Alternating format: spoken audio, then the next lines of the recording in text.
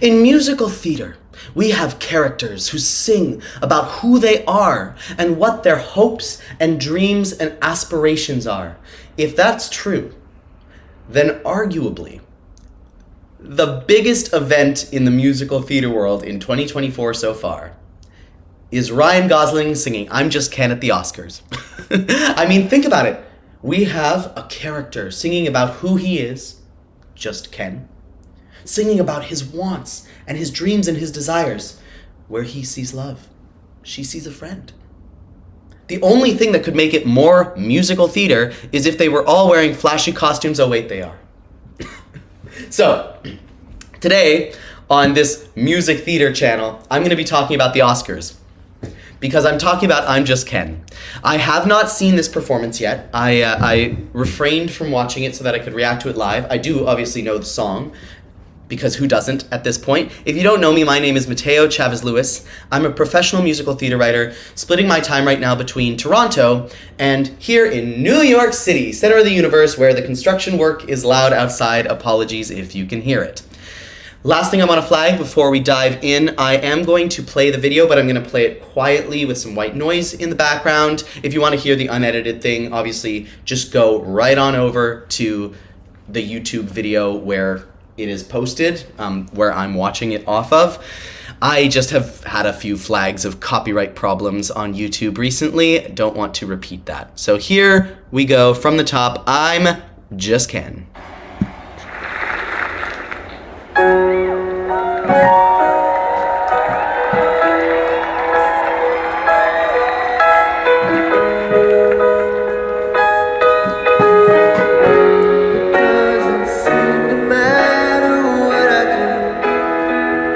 So here is already something that I think defines this song. We never really know what key we're in, and the rhythm also is never totally clear. We're never in full 4-bar phrases, or at least not in the verses. Let me show you how this intro works. We start off with this, which on its own just feels like an F-sharp major chord. And if I played something that led into F-sharp major, it would sound like we were just in F-sharp major. But then we go to E major, which is a chord that is not in F-sharp major, and then we realize we're actually in G-sharp minor this whole time, which is a key that includes the chords E major and F major. So the ear is tricked, right? We hear F-sharp major first, so we assume we're in F-sharp major, but then we hear this other chord that isn't in F-sharp major, so the ear gets very confused, and then we land in G-sharp minor, which is where we are.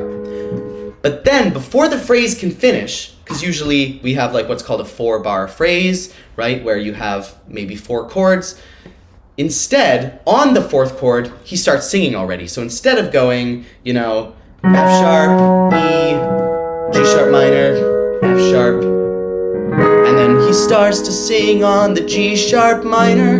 Instead of that, we get F-sharp, E, G-sharp minor, and then F-sharp, and then he goes right away, it doesn't seem to matter what I do. So we are never quite sure where the downbeat is, like where the 4-bar phrase starts, and we're never quite sure what key we're in. And that continues throughout the song. Let's listen.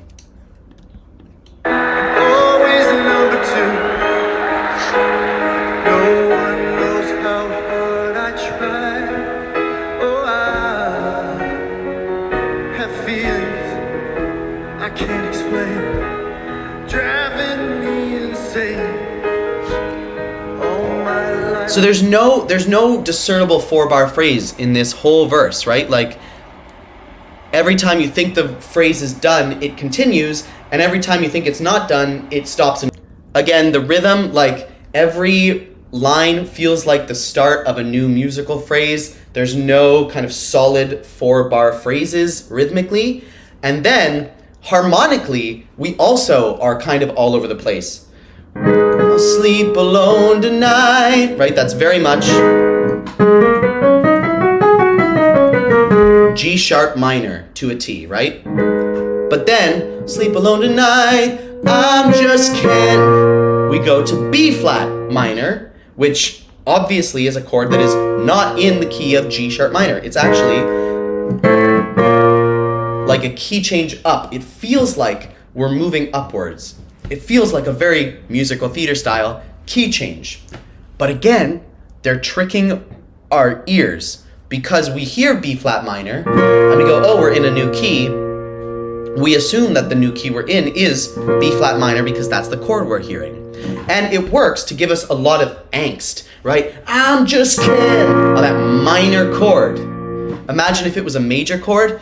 I'm just Ken. Wouldn't have the same effect. I'm just Ken. Anywhere else I'd be a 10. Then we go up to D flat major, which just hammers home the idea in our ear that we're in this key. Because in B flat minor, we have D flat major. That is a chord that fits in the key of B flat minor. So it feels like it all makes sense to our brain. Then we get that A flat. And that A flat is such a confusing thing for our ears. Because on the one hand, A flat is a chord that exists in the key of B flat minor. But A flat is also the same as G sharp. G sharp is you take G and then you make it sharp, so you raise it and you land there, right? A flat is A and you make it flat, so you lower it. So A flat, G sharp are the same note. So even though that A flat major chord exists in the key of B flat minor, which is where our ear thinks we are, our ear also remembers that we were in G sharp minor a moment before. And G sharp minor obviously is based around the note G sharp. So G sharp, that note feels like home to us. So when we come back to that same note, A flat now, but it's the same note, just different names, it feels like we're arriving home.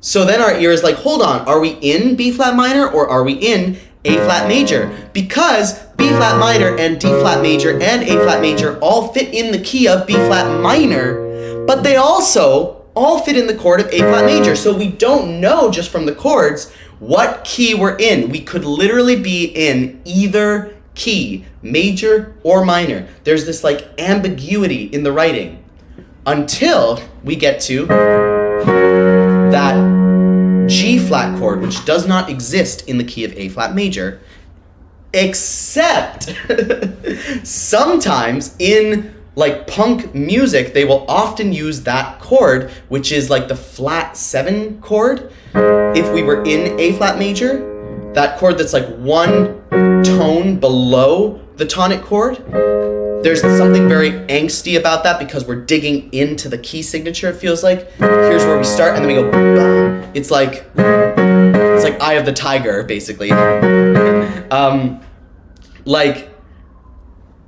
And so it's technically not in the key of A flat major, but also it feels like in a pop punk vernacular, it could be used in a song that was in the key of A flat major, even though it's not in the key of A flat major. So it's just like this very confusing thing happening to our ears where we're not sure where home base is.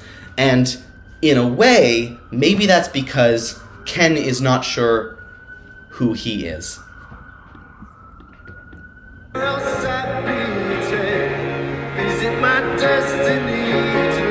We go into this interlude, which is very much built around that G sharp / A flat, and actually leads us back into G sharp minor for the verse. So that lends a little bit more credence to the hypothesis that the chorus is actually in A flat major instead of B flat minor, because it ends with this interlude that is very much based around that note.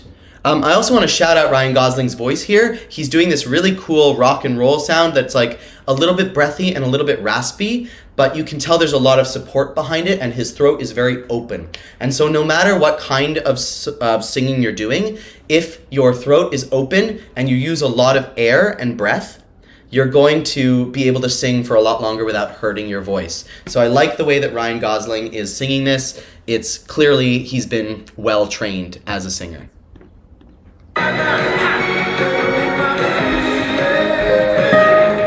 And there again, we were in G sharp minor, but then, feeling, he sings this C natural, which is a note from A flat major, not G sharp minor. It's very strange. And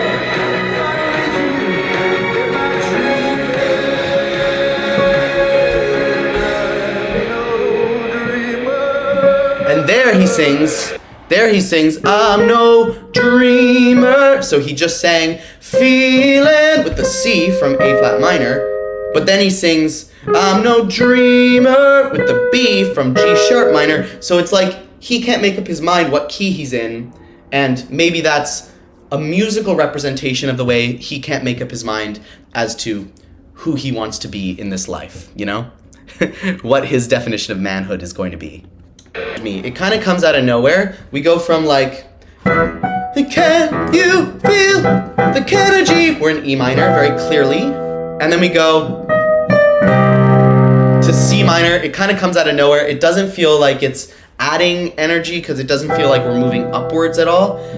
If we were going, can you feel the energy? I just can. And going up to F minor, right? Like that would be a big move up. It would be an increase of energy right near the end of the song to bring us home. I don't know that that's what it's doing right now. Can you feel the energy? Drum, drum, drum, drum, drum. A drum roll that seems to connect two keys that have no real connection to each other. I'm just can. And then we're back here. The one thing I will say is that now we're in I'm just can. Anywhere else I'd be a 10. Now we're in C minor, which is also E flat major, which is a full tone higher than B flat minor, aka D flat major, which is where we were before. That then resolved down to A flat major. And then we were like, oh my God, are we in B flat minor or A flat major? Now we're like, oh my God, are we in C minor or B flat major? So it's this very confusing journey that we've been going on where we're like hitting all sorts of different keys and never staying in one key long enough to really feel comfortable there. I think that this works as a song only because the melody is so catchy. Right? Like, the melody follows a very predictable pattern. Ba-da-da, ba-da-da-da-da-da, ba-da-da-da-da-da, da-da-da-da-da-da-da-da-da.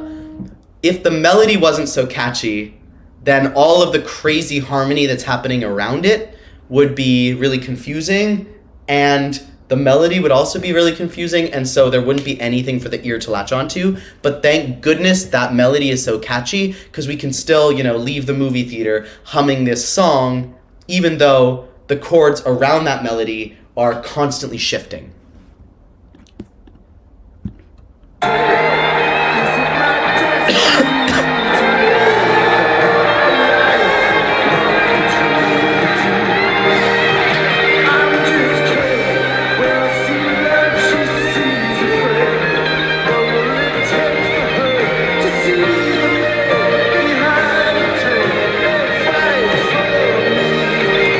And this gives credence to my hypothesis that Ken doesn't know who he is or what he wants to be, and he doesn't know how to find confidence in himself, which is why we don't know how to find the key.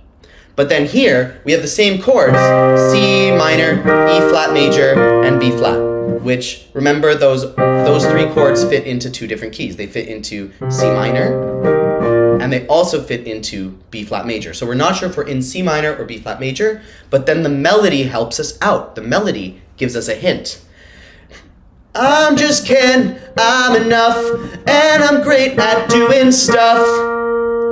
We land on that B flat, which tells us that we are in B flat major. So this melody in this final chorus variation thing, this section of the song, the melody is telling us what key we're in without them having to change the harmony. I think that's very cool, and it does help us feel like Ken is coming to a conclusion. I'm enough! It's not a coincidence that the first time in the song he sings, I'm enough, is also the first time that we really feel 100% sure what key we're in.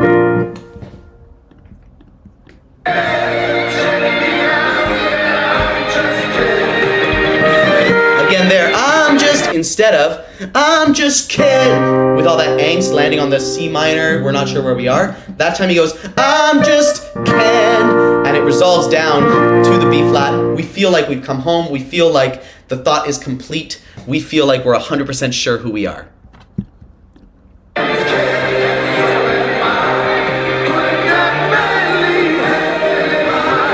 Also, that was a great vocal moment for Ryan Gosling. That's up to a high G. Put that manly hand in mine, or whatever he sings. Manly. And he's doing it with, again, a lot of breath and rasp.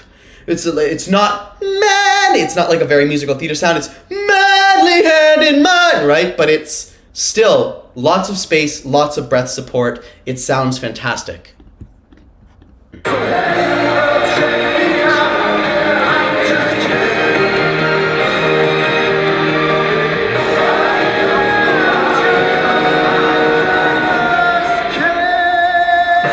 And there we end, and the chord we end on tells us what key we were in the whole time. But before we get to that, I want to listen to the bass line.